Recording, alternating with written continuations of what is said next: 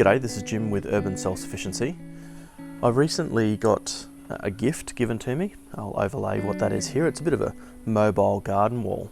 This product I probably never would have purchased, but somebody was thoughtful enough to get it for me. Now I've got a selection of herbs and fruits and things like that. You can probably identify a couple of them here as you can see, but we're just going to plant all of those, and these are the small pots that they're going in.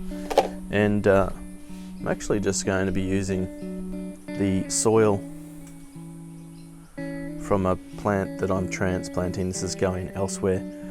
It already has soil, so I'm going to reuse the mix from here and the sphagnum moss around there as well. I think what I'll probably do is put a little bit of sphagnum moss in the bottom of these, just to try and hold a little bit of water. Not too much. And then we're just going to loosen up.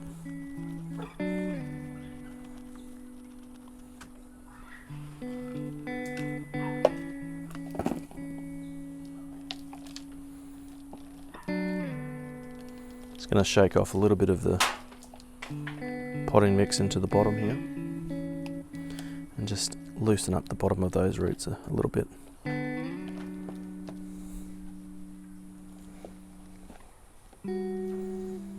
Okay. Just going to fill in the tightest areas first, and then work around to the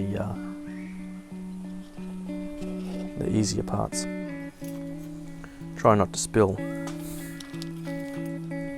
which is impossible because I'm uncoordinated.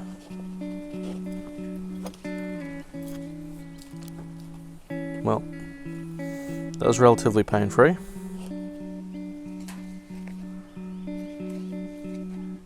Oregano done.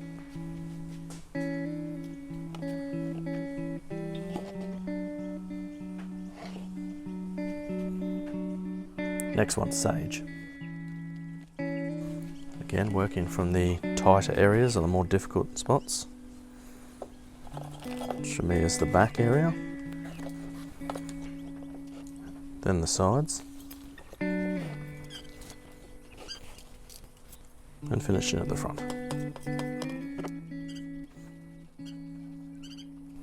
Sage, marvellous. Now once I get the first three done, of which this is the last, we'll go over to the actual stand and I'll show you how it's going to sit. Okay, let's go over to the wall itself. Now it's a rather simple design. In fact, these just clip and hang on to the back, which is good because a number of advantages that has. First of all, if you don't like the arrangement, you can simply move the plants around. So for aesthetic reasons, which I like that idea. I don't like that it's not too fixed, so you know, somebody bumping it might knock them off, which I don't like. But also, as you can see, it does sort of, you know, with any vertical wall, there's potential crowding, and some plants might not do as well as others based on sunlight and things like that. So, you know, if something down here is not doing too well, you can remove it and swap it with one of the plants that is doing well and things like that. So that's kind of nice. All right, we might move through the other ones rather quickly.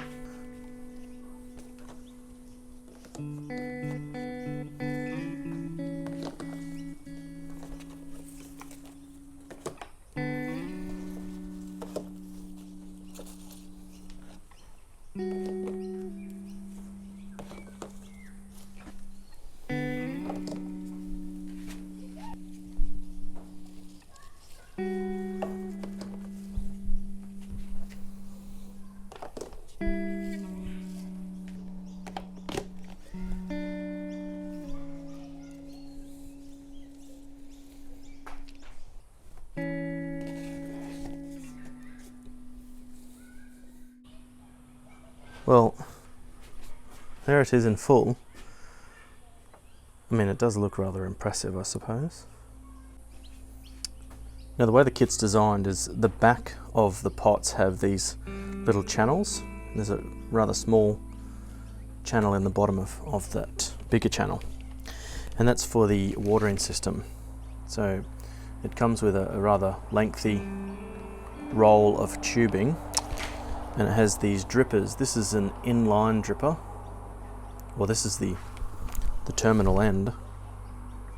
So this one will lay in the first, and then you snip this, and of course it comes with a whole bag of inline drippers. So at the middle point of each pot there'll be an inline dripper, and then the other end connects to your faucet or hose connection.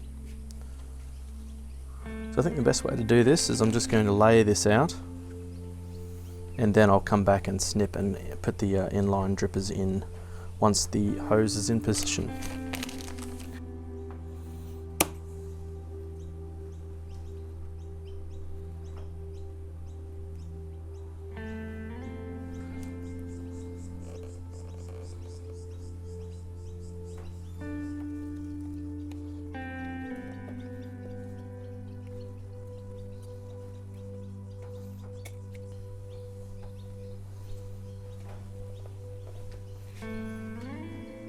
Suppose that's relatively painless.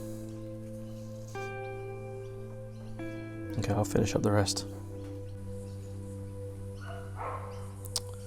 Okay, you can see I've run this line to the back of every pot.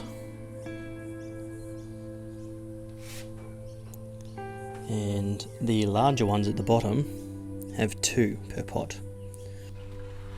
Now you can see the dripper in action. It's actually releasing quite a bit of water, so I'm going to turn the tap down a little bit, but they just sit in the back there and nourish the plant. That is the final destination for this garden wall. Like I said, it's great because, you know, the front door is just here and we can just pop out from the kitchen and grab what we need. And I have a tap just down to the side that fills it. So I think it'll be great.